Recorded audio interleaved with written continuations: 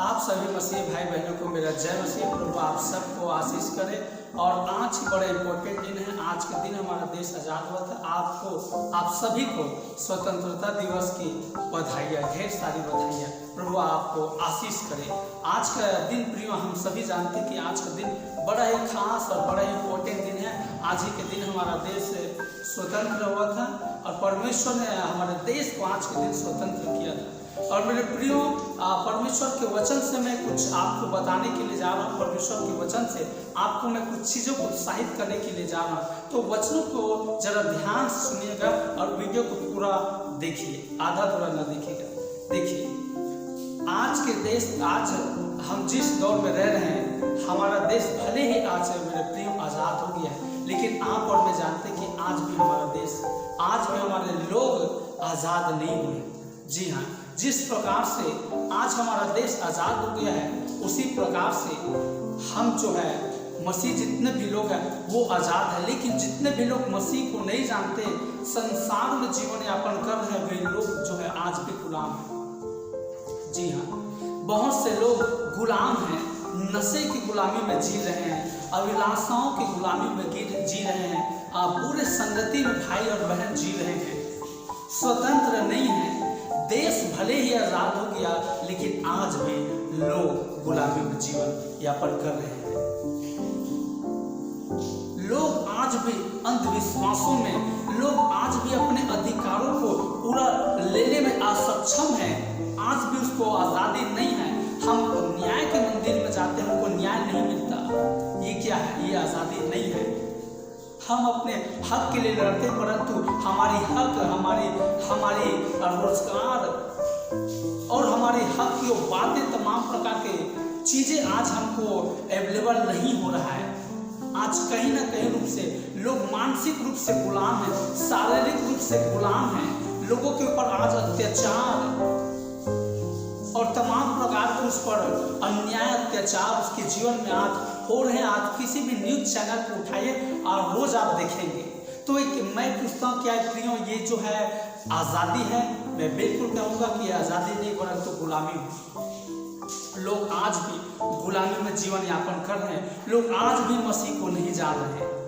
आज भी लोग पाप में, धर्म में फंसे हुए, बुराइयों में फंसे हुए हैं, समस्याओं में फंसे हुए हैं, कर्जों में फंसे हुए हैं, तकलीफों में फंसे हुए हैं।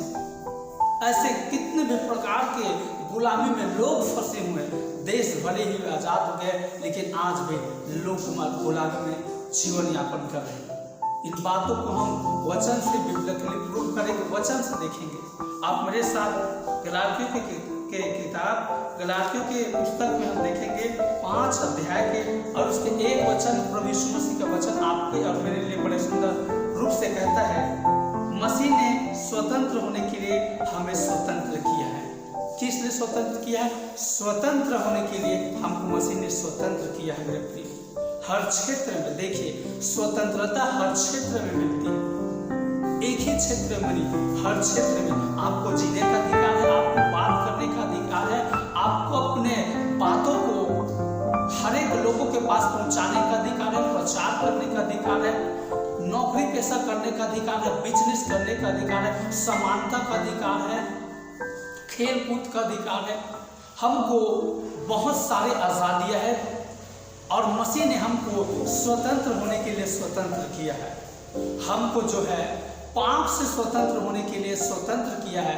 इसलिए हम परमेश्वर के राज्य में स्वतंत्रता में आगे बढ़े, लोगों को गुलामी से निकाले, प्रचार के द्वारा प्रभु यीशु मसीह के बारे में बताकर कि प्रभु हम सब का प्रभु है और प्रभु यीशु मसीह हमारे लिए खून बहाया, प्रभु यीशु मसीह ने हमारे आज़ादी के लिए स्वर्ग छोड़कर धरती पर आए, ये सभी लोगों को बताना है। और इसी स्वतंत्र होने के लिए हमको मसीह ने, पौलुस कहता है, स्वतंत्र किया है, ताकि जिस प्रकार हम पाप में थे, गुलामी में थे, उसी प्रकार हम लोगों को बताएं, ताकि वे भी लोग मसीह को जाने और वे भी लोग जो है आज़ाद हो जाए प्रभु यीशु मसीह के सुसमाचार को सुनकर। जी हाँ, आगे लिखा है, इसी में स्थिर रहो। हमको स्वतंत्रता में स्थिर रहना है, गुलामी में हमको नहीं जाना है। आगे लिखा है, आप दासत्व के जुए में फिर से ना जुटो। और पौलुस बड़े स्पष्ट रूप से कहता है, और फिर से उस पुराने जीवन में जाने की तुम्हें जरूरत नहीं है जो तुम जीवन यापन कर रहे थे, जो गुलामी में जी रहे थे संसार के, शैतान के और नाना प्रकार के अंधविश्वासों से, कांट और पत्थरों के पीछे चल रहे थे। हमको उस पुराने रीति रिवाज में जीने की जरूरत नहीं है, पौलुस कहता है। और इसी के 13 वचन में लिखा है, हे भाइयों, तुम स्वतंत्र होने के लिए बुलाए गए हो, परंतु ऐसा ना हो कि यह स्वतंत्रता शारीरिक कामों के लिए अवसर बने। जी हाँ, बहुत से मसीह लोग क्या करते हैं, हम स्वतंत्र हो गए हैं, हम बैप्टिज्म ले लिए, हमारा उद्धार हो गया, हम प्रभु को जान गए हैं, ऐसा करके वे लोग जो अपने आप को चलते हैं, परंतु यीशु मसीह के वचन के अनुसार जीवन यापन नहीं करते। बहुत से लोग संडे को, विश्राम दिन को पालन नहीं करते।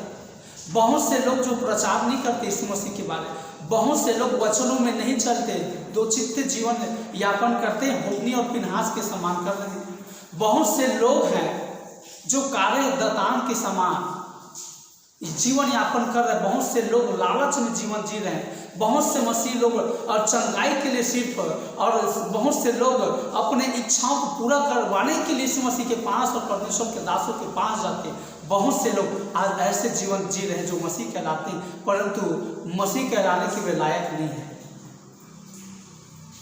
बाइबल बड़े स्पष्ट तौर पर कहती है, परंतु ये स्वतंत्रता शारीरिक कामों के लिए कभी भी आड़ न बने।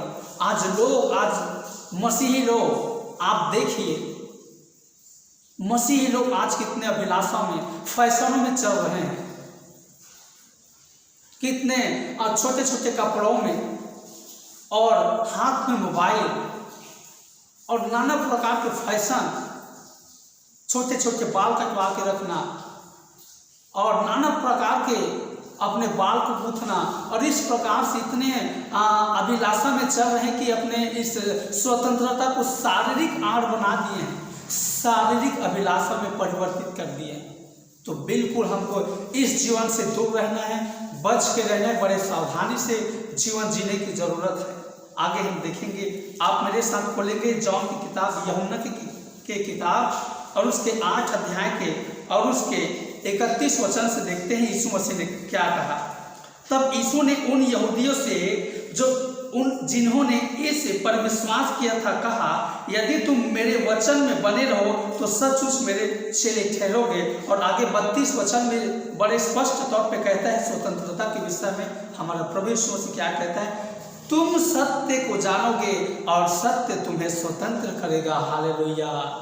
जी हाँ, जब आप सत्य को जानोगे तब आप स्वतंत्र होंगे, अन्यथा कभी भी लोग स्वतंत्र नहीं हो सकते। एक उदाहरण देकर मैं आपको समझाऊंगा। मान लीजिए किसी ने चोरी किया है, मान लीजिए किसी ने चोरी किया है, और यदि उन्होंने चोरी तो किया है परंतु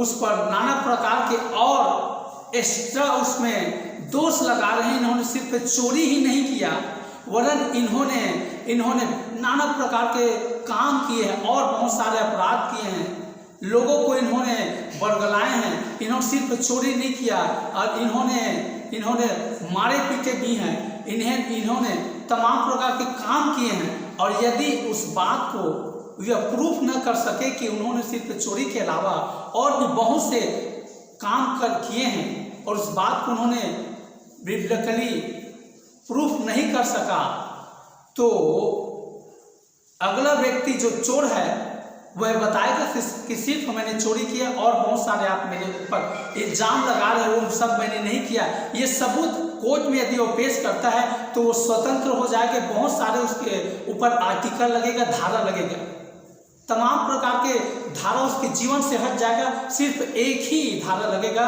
वो 420 की चोरी के 240 के धारा उस पर लगेगा और बहुत सारी धारा उस पर से हटा लिया जाएगा। तो क्यों हटा लिया जाएगा? ताकि उन चोरों ने, उस चोर इस बात को प्रूव करेगा कि सिर्फ मैंने चोरी किया और बहुत सारे अपराध मैंने नहीं किया।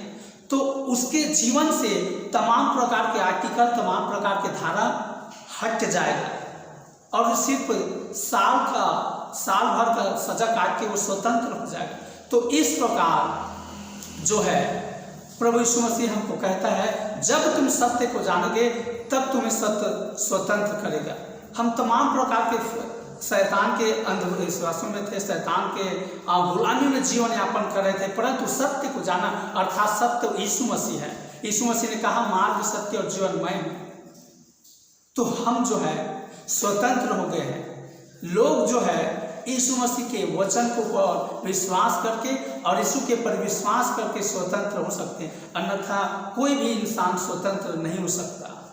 आत्मिक रूप से और शारीरिक रूप से भी आज लोग गुलाम हैं। आगे देखते हैं 34 वचन में इसी यीशु मसीह ने कहा, यीशु ने उसको उत्तर दिया, मैं तुमसे सच सच कहता हूं कि जो कोई पाप करता है वह पाप का दास है। देखिए यहाँ पर स्वतंत्रता को कैसा यहाँ पर एक्सप्लेन किया गया है। जो कोई पाप करता है वह पाप का दास है। 35वें आयत में लिखा है, दास सदा घर में नहीं रहता परंतु पुत्र सदा रहता है। यीशु मसीह का ये मंदिर है, यीशु मसीह का ये घर है, और यीशु मसीह कहता है कि दास जो है अर्थात शैतान सदा घर में नहीं रहता, लेकिन जब हम उसको अवसर देते हैं इस जीवन रूपी घर में तब इसमें वह सदा रह सकता है। परंतु यहाँ पर कहता है दास सदा घर में नहीं रहता परंतु पुत्र सदा रहता है।